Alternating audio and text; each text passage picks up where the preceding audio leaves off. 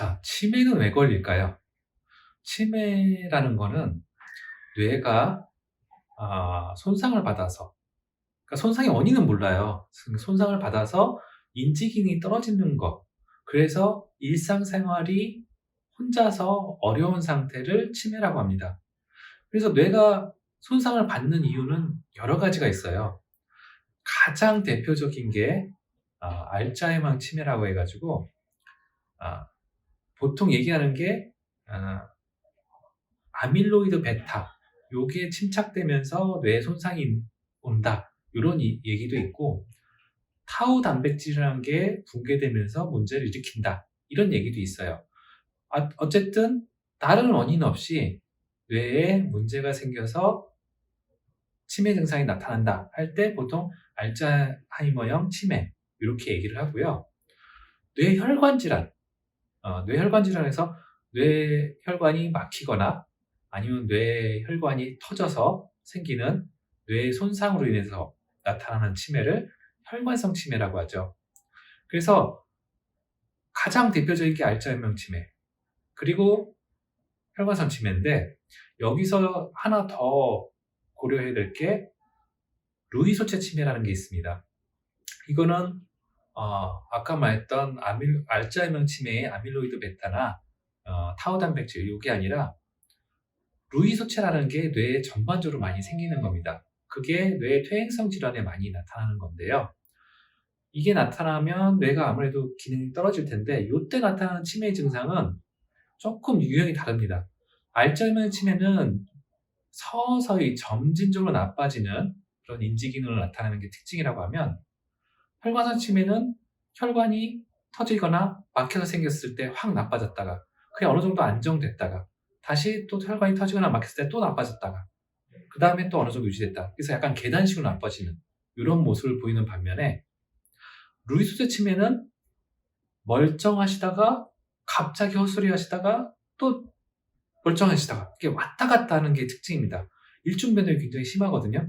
그래서 흔히 말하는 예전에 많이 말했던 노망이라고 하는 단어에서 말하는 증상이 루이 소체 치매의 증상과 거의 흡사하다고 보시면 될 것 같습니다. 그래서 루이 소체 치매 같은 경우는 진단을 받을 때 조금 늦게 발견될 수도 있습니다. 왜냐하면 집에서 이상해서 병원에 모시고 왔는데 그때 마침 또 정상이신 경우, 그러면 이게 또 늦춰지게 되겠죠, 발견이. 그래서 루이 소체 치매는 평상시에 어떠신가를 아시는 분이 증언을 해주시는 게 굉장히 중요하다고 볼 수 있습니다. 멀쩡했다가 이상했다가, 멀쩡했다가 헛소리 하셨다 이런 거. 그리고 루이 소체 치매의 특징 중에 하나가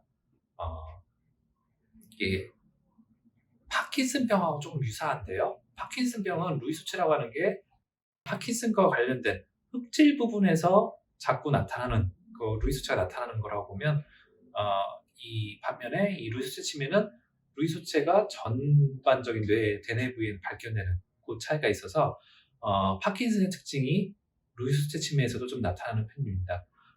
환시가 보이는 경우가 있고, 렘 수면 행동장애라고 해서 꿈을 꾸는 거를 그대로 동작으로 나타나서 옆에서 자고 있던 분이 갑자기 아닌 밤중에 정말 두드려 맞는 뭐 이런 도둑이야 하면서 막 옆에 사람을 막 때리는 이런 증상이 나타나실 수가 있거든요.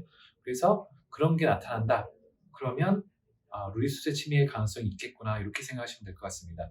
통계적으로는 루이 소체 치매가 잘 잡히진 않았을 거예요. 왜냐하면 이전에는 혈관성 치매 아니면 알츠하이머 치매로 진단을 내는 경향이 있었거든요.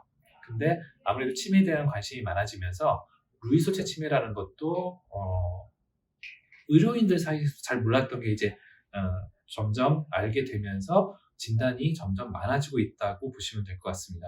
그래서 치매의 원인은 뇌에 손상이 일어나서 인지기능이 떨어져서 독립적인 생활이 안 되는 상태, 그렇기 때문에 뇌 손상의 원인을 가지고 분류를 하자면 퇴행성 변화가 일어나는 아밀로이드 베타와 타우 단백질이 나타나는 알츠하이머 치매, 그 혈관의 문제 때문에 생기는 혈관성 치매, 그리고 루이 소체라는 게 침착되면서 생기는 루이 소체 치매, 요 세 가지를 생각하시면 될 것 같습니다.